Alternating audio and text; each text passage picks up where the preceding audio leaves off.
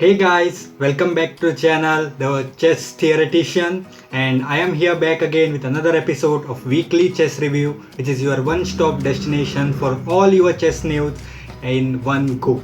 So without wasting any time, you must be ready for all the chess news you are going to get. So let's get started. For the first update from the Pro Chess League, we have the Norway Genomes who were able to edge out Brazil Capybaras, and then Charlotte Cobras went on to lose to Spanish Maniac Shrimps.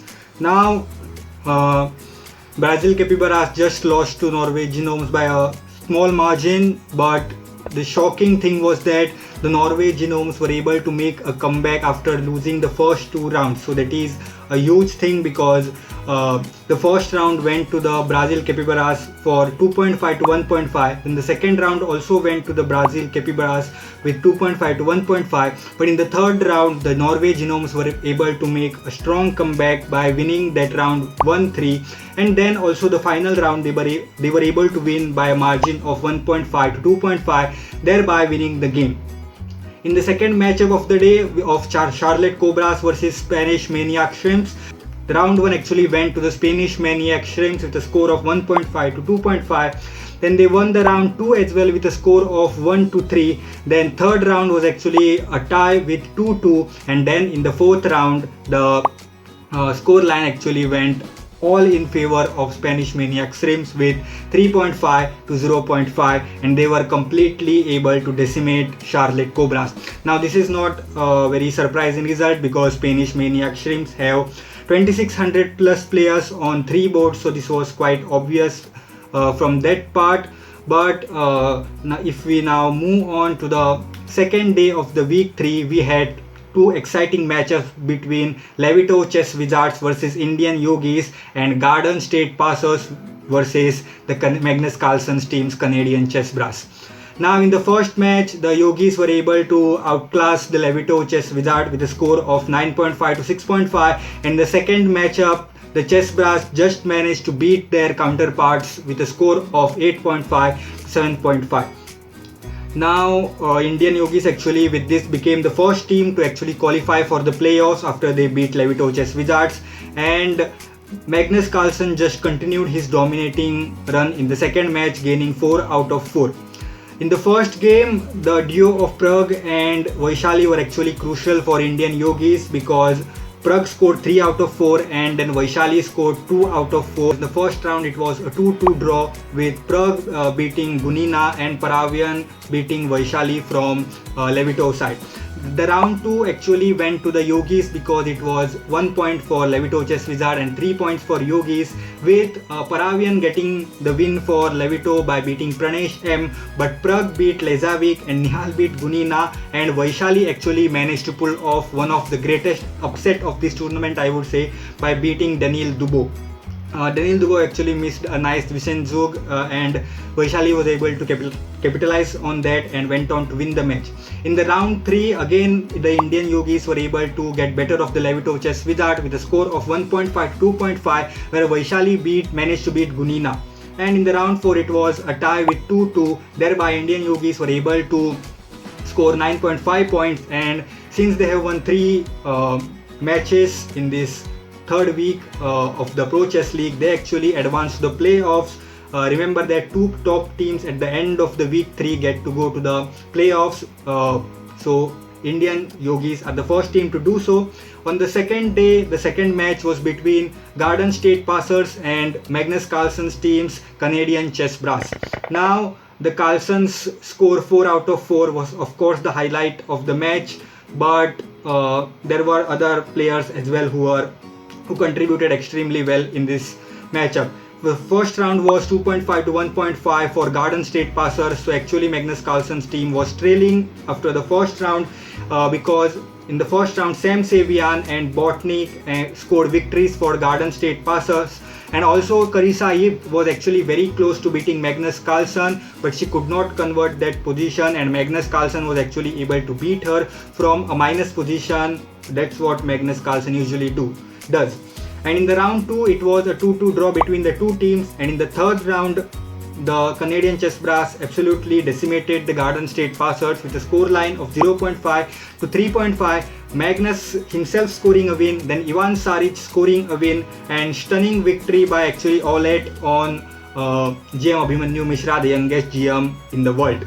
In the round 4, again the Garden State Passers managed to make a comeback with a 2.5 to 1.5, but that was simply not enough because in the third round the Canadian chess brass were able to get a huge lead by scoring 0.5 to 3.5. So the victory in the last round didn't mean anything, although Abhimanyu Mishra was able to score a very nice victory against GM Eric Hansen.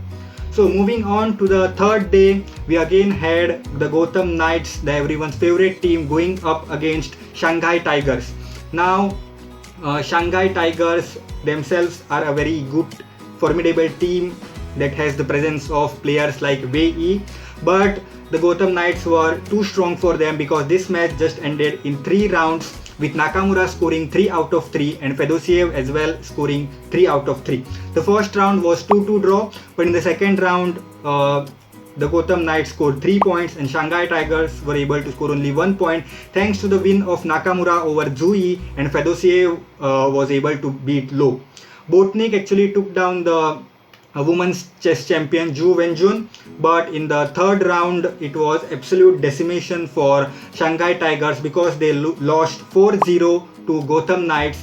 Nakamura was able to win his game against Zhu Wenjun, a beautiful game that was played by Nakamura, and 4-0 third round Gotham Knights were able to get to score of 9 and win the game in just 3 rounds. Third day, the second match was between Blitz and Croatia Bulldogs, and this actually game was a nail-biting game because this game went down to the playoffs because after 4 rounds the score was 8-8, and if the score after 4 rounds is 8-8, then you go into Blitz playoff with the last round pairing. That's what exactly was happened, but Injik managed to outclass a player like Maxime Vachier-Lagrave in the Blitz tiebreak. He had beaten him in the 4th round to tie the scores. He then again beat him in the Blitz playoff and actually took his team home with a score line of 11-9.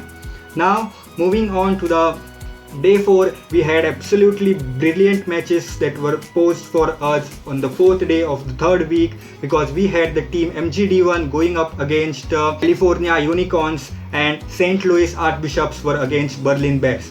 Now in the first matchup of MGD1 versus California Unicorns, Adiban actually showed a brilliant display of chess because he got to a 4 out of 4 score on his debut day. This was Adiban's first match of the Pro Chess League tournament, so he scored absolutely 4 out of 5. He was actually supported well by other players as well, but nobody managed to score 4 out of 4 from his team. In the round 1, it was a 2-2 draw with both top boards winning for both teams. Then in the second round, it was actually a humiliating defeat for them. They scored 0.5 to 3.5, where Harika was able to score a win for them. And then in the third round, it was 1.5 to 2.5, where Adiban played a very nice game against Gukesh, and Diptayan Ghosh was also able to win his game.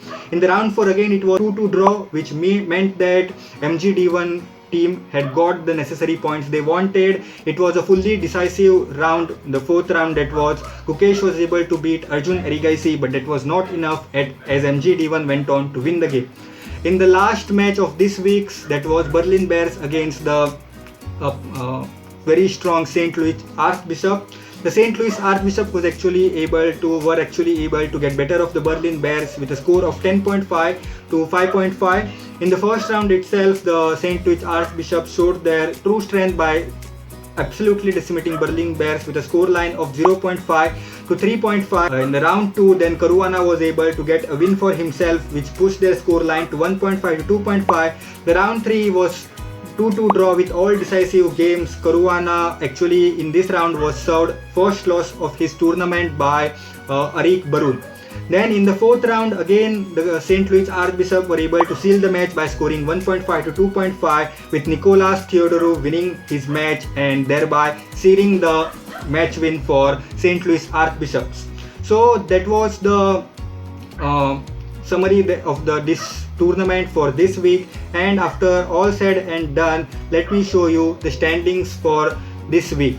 Now you can see that 3 weeks have happened, all the teams have played 3 matches, and you can see that Indian Yogis and Gotham Knights are the only 2 teams that have been unbeaten.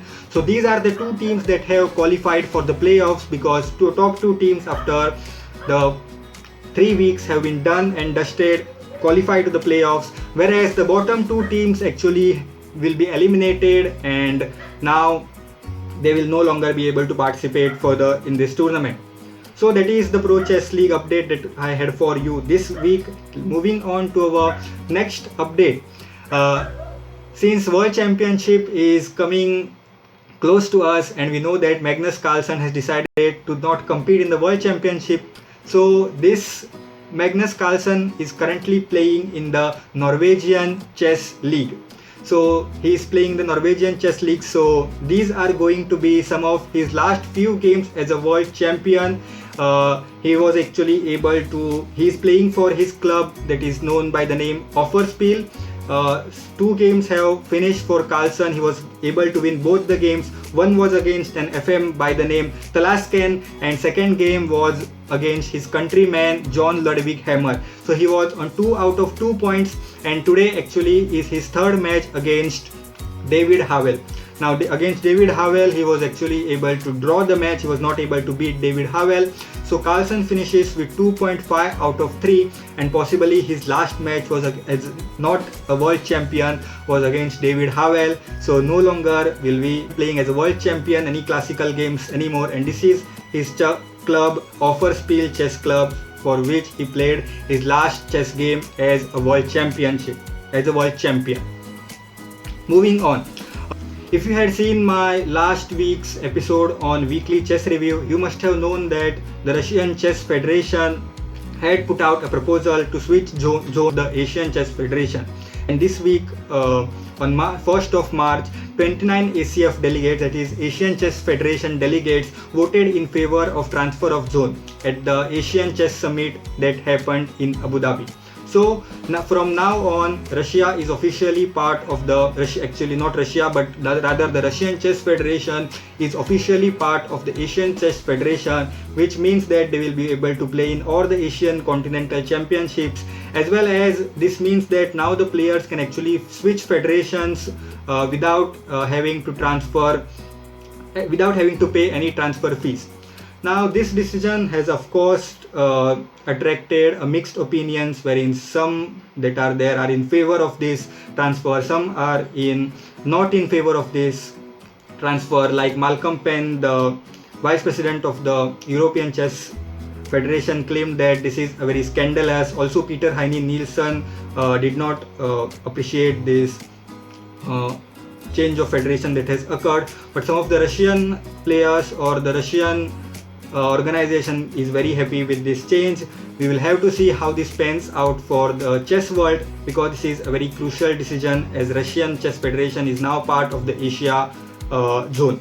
So moving on to our next news. Actually, I missed this news in the last week's episode because this was announced last week itself.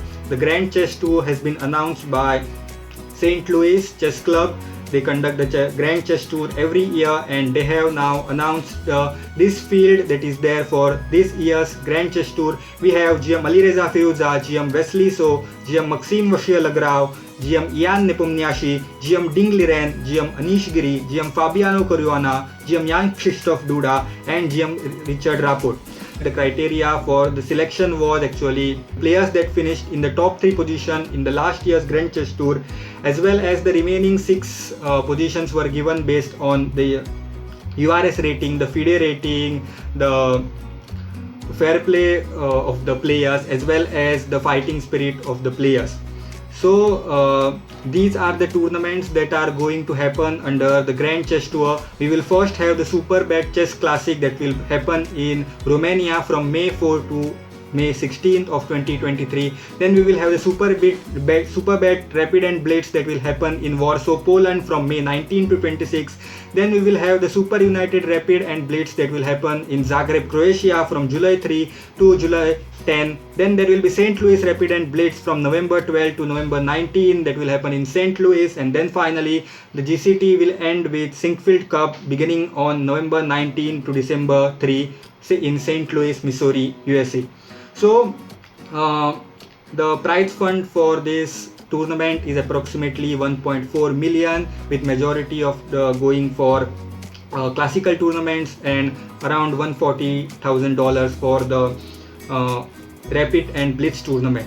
So that was the news that I had missed in the last week, because GCT was announced last week and I did not tell you guys. So from May 4th, the Superbet Chess Classic will be the beginning of the Grand Chess Tour of 2023. And now, another news from the European chess circuit is the announcement of the European Individual Chess Championship that began last Friday on the 3rd of March. A lot of exciting players are playing here. To name a few of them are Ivanchuk and Boris Gelfand. The European Individual Chess Championship is actually taking place in Serbia, and currently 2 rounds have finished and 3rd round is going on. There are lots of players that are currently on 2 out of 2, like David Navara and Ivanchuk, not Ivanchuk but rather Gelfand and all.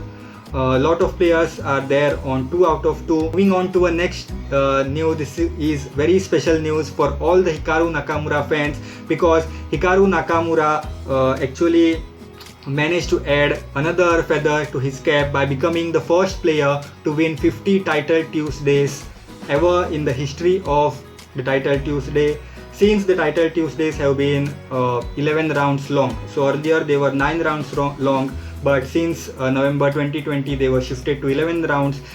Since then, the Nakamura is the first player to win 50 Title Tuesdays. It's a phenomenal achievement that Nakamura has able to achieve, because he has won like 30% of the Title Tuesday that have happened. It is a very high percentage according to me, because winning 30% of the tournaments that happen is something to be appreciated, and of course Nakamura must be completely happy. The tournament that marked his 50th win was the late Title Tuesday that happened actually on 28th of February, wherein he finished at the top with 9.5 out of 11. There were other players also that finished with him, namely Alireza and Pranav V, but he had better tie breaks than them, so Nakamura was able to edge them out and get the 50th win for him. So moving on to the next news, we have the news that China will host both the Women's Chess World Championship as well as the Women's Candidates that will happen from the candidates will happen from March of 27 to April of 6th, and then the Women's World Championship match will begin in Shanghai and Chongqing, China from July 03 to July 25. Now you can see that both the Chinese player Lei Tingji and Tan Zhongyi will face against each other to determine who will face Zhu Wenjun. Now Tan Zhongyi was actually defeated by Zhu Wenjun in 2018 in China itself to dethrone her and become the champion. Now Tan Zhongyi will have the chance to beat Lei Tingji and then beat Zhu Wenjun to reclaim her title. So this will happen in China itself. The candidates part will happen in Chongqing, China, and then the World Championship match will happen. 6 matches will happen in Shanghai, then 6 matches will happen in Chongqing from July 3 to July 25. And now a small segment that I have decided to include it at the end of this weekly chess review is the World Top 20, because I think everyone should know how the leaderboard is behaving as far as the classical ratings of the players are concerned. In this week there was not much changes that happened, because none of the players are playing more of classical chess. We just had the WR Chess Master. Since then no much classical games have happened as far as the top 20 is concerned. So we have Magnus Carlsen at the top, followed by Nepomniachtchi, Ding Liren, Alireza Firouzja, Anish Giri, Nakamura, Fabiano Caruana at the 7th place, then Wesley So at the 8th, and then Viswanathan Anand still maintaining his top 10 position by being world number 9. And Temur Rajabov was actually able to push his position to the number 10 because Karyakin has not played any classical games for a while, so he was declared as inactive and is no longer on the world top 20 list. Then we have Aronian, Rapport, Grischuk, Alexander, Linear Dominguez Perez, Shakhriyar Mamediarov, Maxime Bashir Lagrave, then Nodirbek Abdusattarov, Gukesh Dummaraju, Vidit Santosh Gujarati, and then Dmitry Andreikin at the 20th spot. So that is the world top 20 as of this week for you guys. So that's all the information or the update that I have for you this week. Make sure to follow this because this is a very special series for me wherein I try to give all the information that I have to you guys regarding the chess world. And if you are still here and if you actually enjoy this weekly chess review, please make sure to subscribe to my channel, and as well as make sure to like this video because it helps grow the channel. And I will see you on next Monday with another episode of weekly chess review. Until then, bye bye.